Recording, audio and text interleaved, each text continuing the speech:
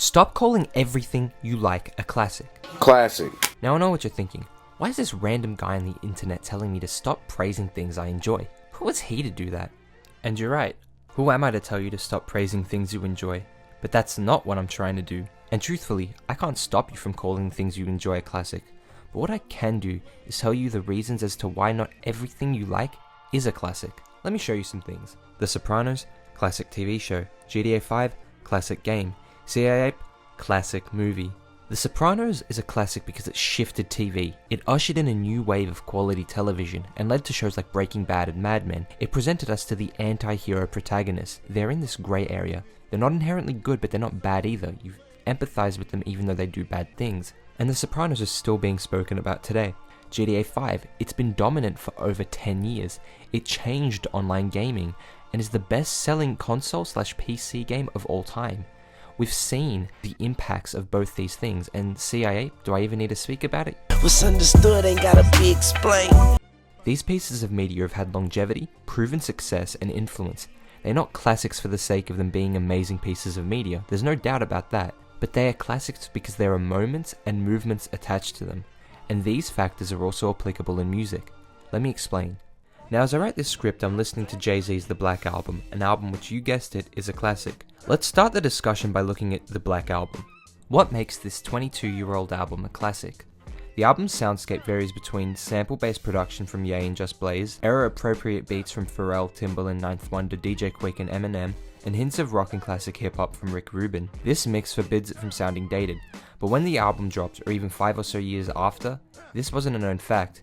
It definitely plays a role in its status as a classic because it's fantastic sounding music, but there's more than just the production that made it a classic. The revitalization of sample-based production had come years prior and was even on the blueprint, another classic mind you. So despite the impeccable soundscape, it wasn't all that revolutionary. So if it wasn't the production, now let's go to the writing. Hove's timeless themes and subject matter, talking about being the son of his mother, a black man in America, and his past as a drug dealer that gave him the hustle he needed to make it in music, all remain as touching and inspiring today as they did back in 2003. But again, like the production, this isn't the main reason it's a classic. There's one more thing, and it isn't really music related, and that's the actual moment behind its release. The Black Album was billed as Hove's retirement album. It was looked at as the last hurrah for one of the GOATs, and biggest artist period at that time in music. It had no credited features either, making it seem like it truly was the last ride anyone would take with Jay musically. And as we know today, this didn't end up being Hove's final album, but thinking back to it, it's remembered as Jay's faux retirement. The combination of this moment in history and incredible music cemented it as a classic. But there's one more reason, and that's its legacy. The album is not only still being spoken about today, but listened to and referenced constantly. Not to mention 99 Problems is still getting radio play. It had impact, and it still does. And that comes with time, which is an extremely important factor in determining whether an album is a classic or not. So if you're ever wondering whether an album is a classic or not, think about this. Was there a moment when it dropped or leading up to it that shook pop culture? And how has it aged? Are we still going back to it after all this time? Let's take a look at another classic, the Marshall Mathers LP. This album's not only a classic for its incredible music, but the impact it had at the time of its release. It caused the world to go into a panic and stress over M's lyrics and controversial lines. It spawned a new word into the English language and pop culture with Stan. It has records that are still raking in mass listenership, be that the aforementioned Stan or the real Slim Shady. Not only that, but look at the rappers this album inspired. Tyler the Creator credits the album as being the body of work that taught him how to rap, and Kendrick Lamar credits the album as being the piece of art that gave him clarity in his writing. I got my clarity just studying M when I was a kid. I always, how I got in the studio was just all off curiosity. I had a love for the music, but it was curiosity, But then I heard Marshall Mathers LP, I was just, how does that work? What is he doing? How is he putting his words together like that? What is that? What's the track under it? Oh, that's a double. It's an ad-lib. An ad-lib? What is that? You should go in the studio and see, I do that. How is he projecting? How is his words cutting through the beat like that? What is he doing that I'm not doing now that I'm into it? Yeah. His time is impeccable, when he want to fall off the beat is impeccable, and these are certain things that through experience and time that you know, I had to learn. Okay, so we know what classic albums look like. What about albums that aren't classics? Let's take a look at Some Sexy Songs for You. Now, since its release, I've been seeing tweets and online discourse praising this album as a classic. Even KD, before it dropped, said classic inbound. And I know this is something that a lot of fan bases do. When the artist is about to drop, everybody's saying classic inbound, classic inbound. So this isn't just applicable to the Drake community. But why are people hailing this as a classic? This album is by no means a classic.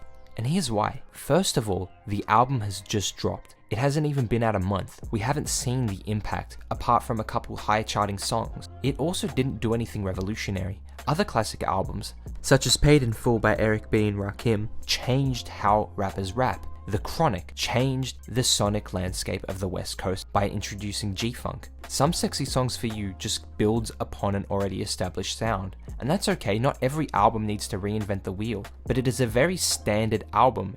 Doesn't mean it's a bad album, but it doesn't make it a classic either. Regardless of how you feel about the music, it's too early to call it a classic. We haven't seen the impact and longevity of this project. 9 out of 10 times you can't call something a classic as soon as it drops. Because again, was there a moment behind it, and how has it impacted us? There was also no moment behind its release. Yes, I'm not denying that for the Drake fanbase it was a big deal. It was his comeback album after over a year, which for Drake standards is pretty long. But there wasn't this huge community hype behind its release like there was for something like Utopia, which was the biggest release of 2023 and was the first blockbuster we'd gotten in ages. There wasn't the hype behind it of something like a GNX, which popped out of nowhere after Kendrick won the beef with Drake. And there was a continued and built up excitement for the album. Some Sexy Songs for You is not a classic, but who knows, maybe in 5 years, 10 years, a large portion of the music industry could shift towards this Toronto R&B sound and credit this album as being the catalyst for that shift. If that happens, then it could become a classic. And I'm not just saying this because I wasn't the biggest fan of the album. You can have divisive albums that are classics. Let me show you something. I do not mean to be controversial with this statement, but look at Whole Lotta Red. This album is a classic.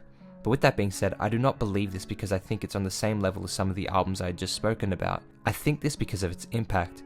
If someone would have said on December 26, 2020, Whole Lotta Red would go down as a classic, I don't think anyone would have believed you. But just look at what the album has spawned in today's hip-hop landscape, 5 years or so later. It birthed the rage aesthetic and artists like Ken Carson and Destroy Lonely. It is a classic because of its impact, and it only achieved this through time, and time is the most important factor in determining whether or not an album is a classic. Are we looking back on albums and remembering their moments? Are we seeing their influence in the future? Does the music still hit?